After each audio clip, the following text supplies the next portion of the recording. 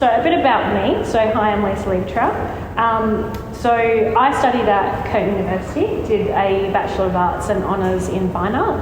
I graduated in 2016. So since then I've been working, doing a few solo exhibitions, a few residencies and whatnot. During my studies at Perth University, I was very interested at a base point of institutional critique, and that's kind of where my work began, looking into archives, particularly of galleries or buildings that house exhibitions. So I believe a lot in context. I think if you're going to exhibit in a gallery, particularly this building here, it's very hard to ignore the purpose of it before it was a gallery. And I think going forward, when I was looking at a lot of institutional critique, like, you know, Michael Asher or Andrea Fraser, these little periphery connections for something I was really interested in. So walking in, where are these pilasters from? You know, you can't deny what was here before. So it kind of got my understanding into the hierarchical structures in galleries and museums, and I was really interested in the behind the scenes of these institutions and these workings that happen outside of the public's view, but all come together to actually produce these wonderful exhibitions in this gallery.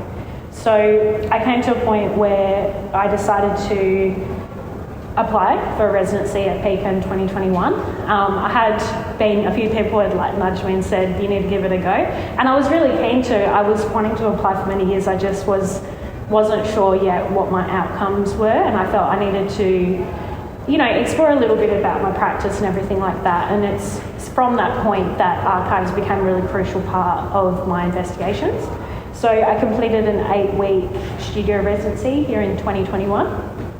And during that time, I looked at public and private collections. So State Library of Western Australia.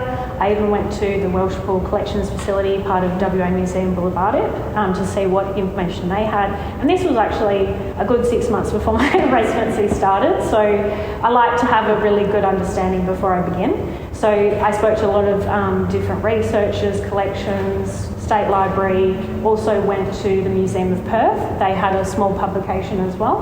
And from there was where I started my residency. And the outcomes for the residency were very much based on producing the archive as accessible for the public for the first time. So one of the points of reference was a quote by Noel Sheridan, who was the inaugural director of PICA. He had a quote that really stuck with me, and he basically said that PICA will not collect things, although what it presents may be collected or refined by others. And it really stuck with me because, as we know, PICA is not a collecting institution. It's always been experimental in its approach. And I kind of wanted to challenge that from my perspective. Is it not a collecting institution? Because the archive does speak for itself. And in a way, that collection has informed a lot of different exhibitions here. So it's not collecting in the traditional sense, but there is a collection that I wanted to show the public.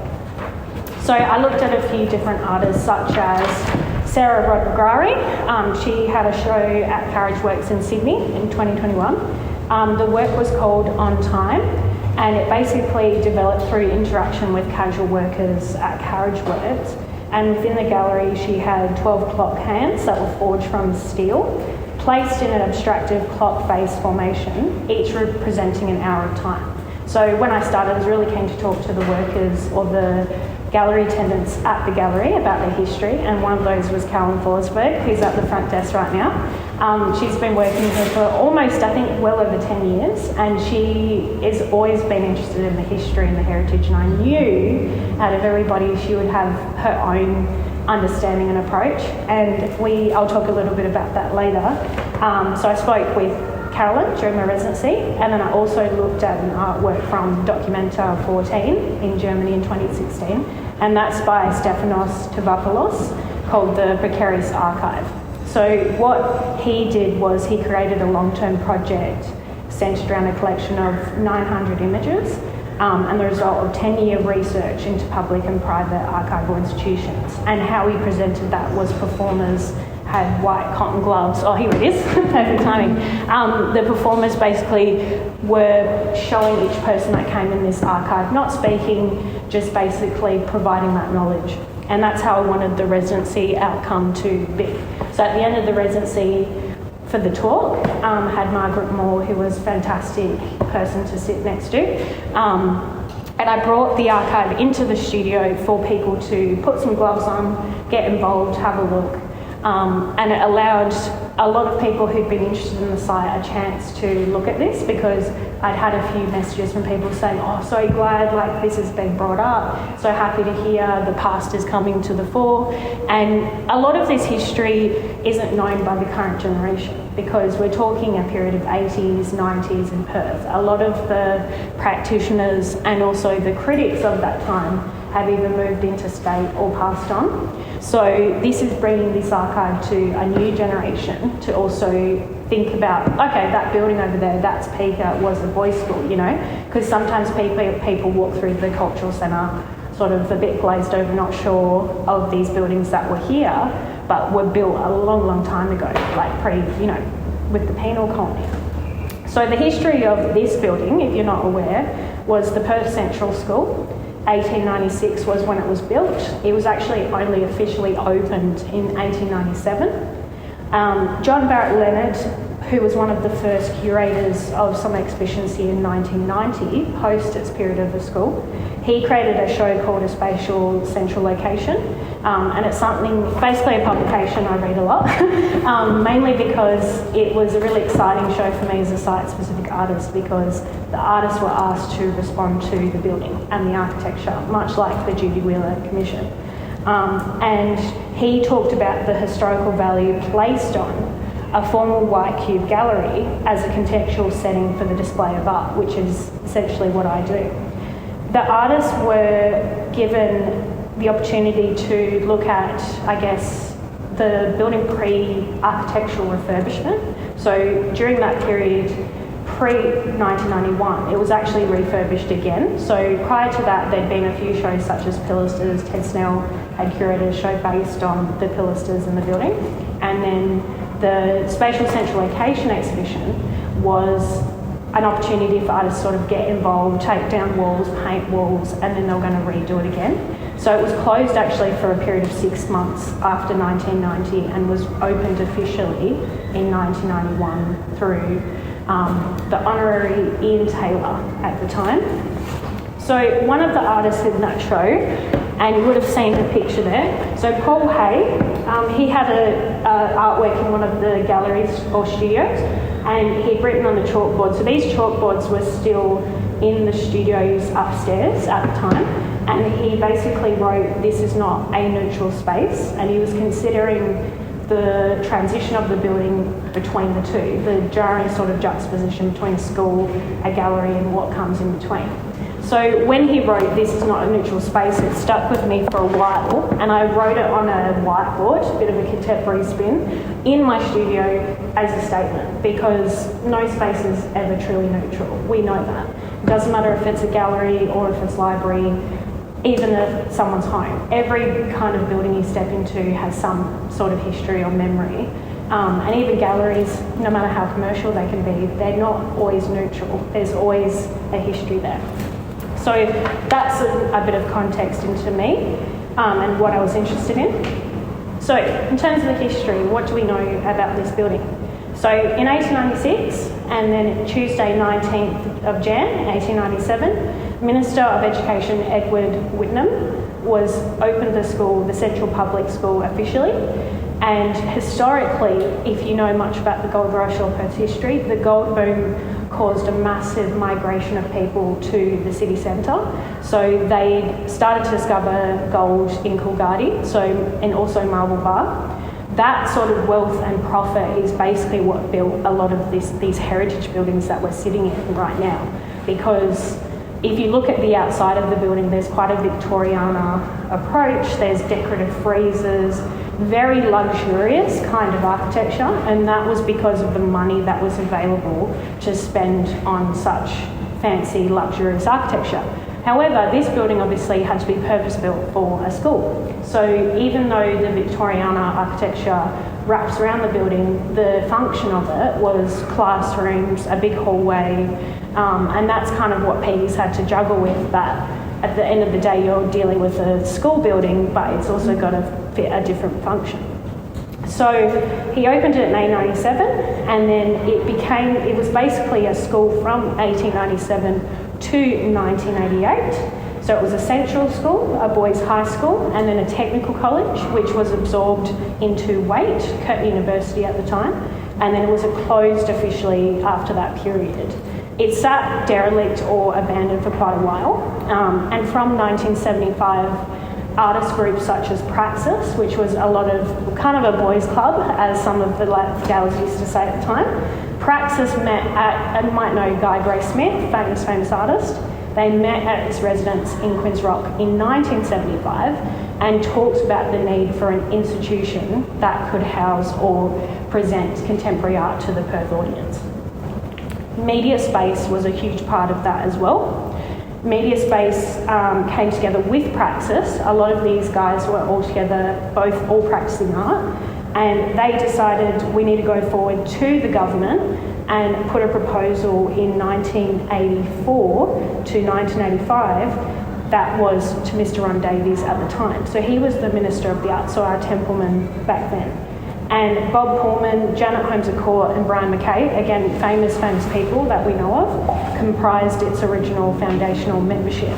So a lot of these key players are actually still alive today. Brian Mackay has since passed, but the important thing in connection for me was Margaret Moore wrote his obituary. So when I had the studio residency and she helped with the talk, she actually read that out at the end of the talk from my request, because it kind of shows you how these people are still working and doing great things, but their history shouldn't be forgotten of what they actually worked on.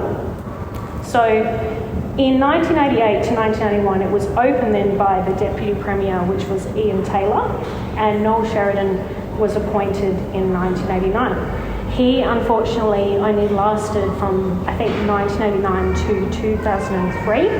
Correct me if I'm wrong, but he passed away suddenly, and they had to find a new director, which I believe was Sarah Miller. I was just checking with that because I've got around my timeline. And the one thing that I want to note here is PICA was always focused on having an open access policy, hence my point of reference for having an access to the archive. Before the building was finished, prior to 1991, the first director, Noel Sheridan, promoted works in progress as opposed to finished works, hence pilasters and a spatial central location. And I found that really exciting because we don't always have that in Perth. I think art's changed a lot pre-2000s or post-2000s, where art is a lot more resolved these days, but PICA has always fostered a really experimental works in progress process, which I really appreciate, and I think it's still very, very evident today. So during that time when Noel Sheridan was in charge, he basically was very much interested in fleshing out ideas and experimenting and having a space where that could happen. So he says, stress the relationship between the arts, culture and societies in which they are situated. PICA should be about the ideas of freedom, risk and disclosure, and he really stressed that the cultural centre is a complex but a space designed for accessibility. So WA prior to PICA, contemporary art in WA prior to PICA was on the margins of the cultural sphere. Not a lot of people were engaged with it, not a lot of people were aware of it. Agua was showing a lot of old masters, so Monet, Water Lilies was showing, it was almost impenetrable for contemporary artists at the time, hence why Praxis, Media Space, and also the women's art group Artemis were created, because they were the progressive force coming forward to basically say, we need to start bringing contemporary art to Perth. And that's crazy how that was only the 80s. Like when you look at Europe, contemporary art's been a big part of the sphere for a long time. So in that period of time, that need for an institute was very evident.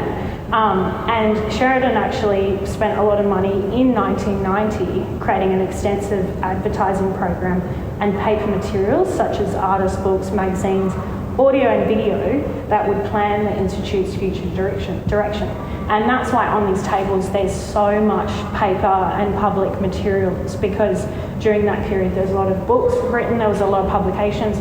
He made it really evident in that 6 months that PICA wouldn't be forgotten.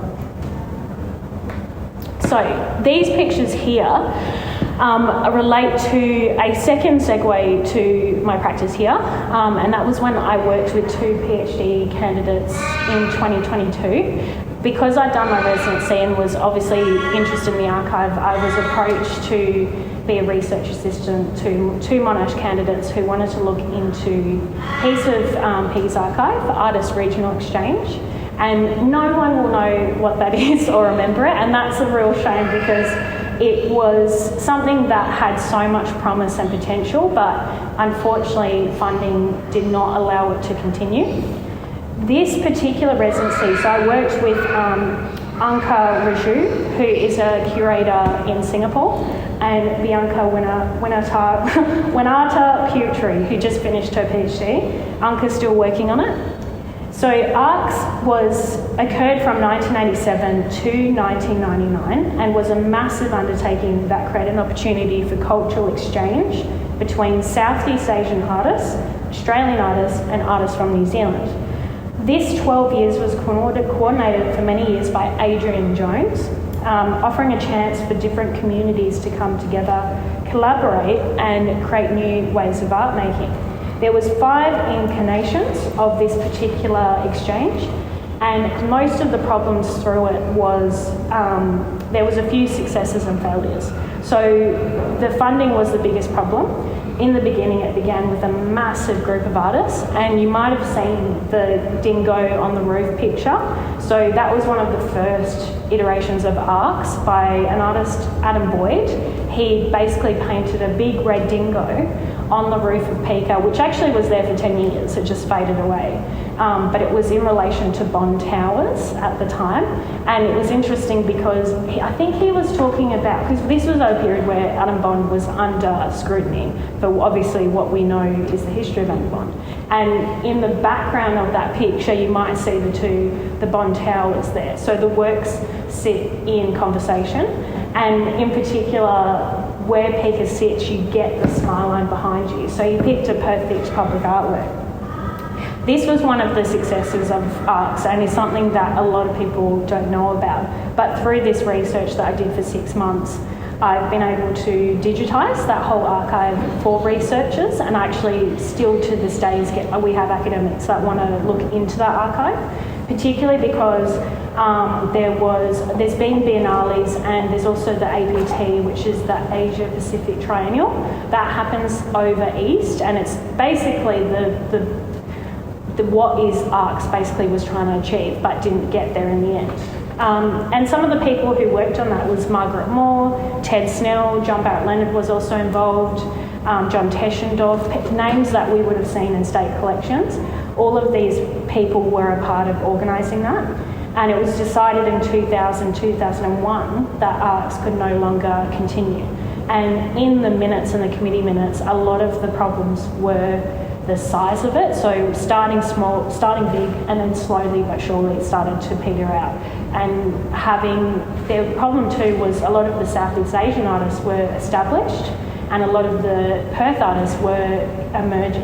And there was often this juxtaposition, but they learnt a lot from each other. And in that research, there was actually some fantastic resolutions made through these failures. So to sum up ARCS, just as a point of history, I've got a quote here by Alison Carroll, who wrote an essay on the problems with ARCS, and she says in 1999, cultural exchange is tricky and individual and loaded. One person's idea of cultural exchange isn't another's, even within one culture. Multiply that for cultures other than one's own. So this hidden history in PICA's history is something that I wanted to bring up today, but I still consider something that can be looked at a bit further. So to finalise this little chat, before we have a look at the archive, I just wanted to say that it's important to recognise how much PICA has achieved since opening in the 90s, particularly sustaining these original objectives of presenting progressive, experimental and refreshing exhibitions every year. Through my research, that's one thing that I have to take away, is that they have done that through and through and through. And I feel like the PICA's past has now come back to the present in such a smashing way. I mean, we're sitting in fantastic installation by Agatha Gosnay, who I'm also a big fan of, and actually it was a real treat when she came to Perth and she knew my name. And I was like, well, I've been following your work for years, so she knew my name because of the archive research I'd done. But it was really nice to see her respond to a spatial central location again. So my research has kind of come full circle in a really nice way. And I think before we finish today, I just want to say a little quote from Carolyn Forsberg, who's at the front desk, from the interview I did with her. So we had a little chat about the history, right? And some of the history we talked about is on those tables there. And so I was asking her about her open house tours, which she used to do a few years back. And this is from Carolyn, so I quote, "Yeah, they found chewed rulers. I just wish I knew where they all are because I only know about the shoe." So the shoes on the desk there, that was from one of the school children. It was found in the wall cavity in 2003. 100% we're talking 1890s that shoe was made. The size is definitely a child, and I also talked to a conservator about what can be done. Basically, it's too far gone, but I made the little case for it so that it can be protected for future. And there used to be a shoe company called PICA & Co, which Carolyn told me that a lot of the children got their shoes from. So Carolyn continues.